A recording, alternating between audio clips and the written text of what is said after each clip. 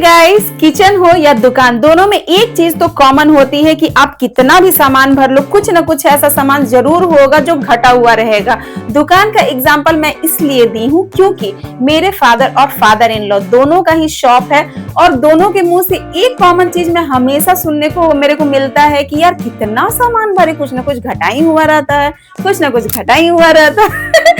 और मेरे किचन का हाल तो बहुत बुरा होता है, मतलब एक टाइम पे सारी चीजें मुझे याद आ जाए वो तो कभी हो ही नहीं सकता है। तो थोड़ा बहुत सामान घटा हुआ था, थोड़ा बहुत हल्दी तेल मसाला ये सब घटा हुआ था, तो मैं पहुंच गई थी लेने के लिए। और दुकान में जाने के बाद बच्चों को स्टेशनरी दिख जाए और स्टेशनरी का सामान ना ले वो लोग, ऐसा तो हो ही नहीं सकता। वैसे तो हमारे घर में स्टेशनरी भरा हुआ है, लेकिन कश्मी को तो भाई कुछ ना कुछ तो चाहिए ही। तो यहाँ पे हमारी बिलिंग हो रही थी और बिलिंग होते होते वासु जिद करने लगा बलून के लिए।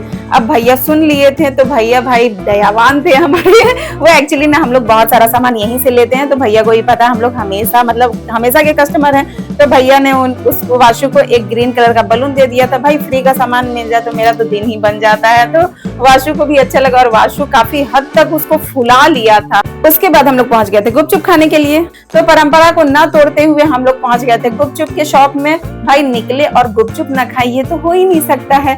तो हम लोग गुपचुप खाने के बाद पहुंच गए थे थोड़ा बहुत वेजिटेबल लेने के लिए। वेजिटेबल लेने के बाद हम लोग घर में आ गए थे और जो सामान मैं स्पेशली लेने गई थी अपना पूजा करने के लिए, धूप बत्ती, वो मैं बास्केट में रखी थी और मेरा दोनों जो मंकी है ना वो खेल खेल में निकाल दिया। तो आप लोगों को वीडियो कैसी लगी जरूर बताना।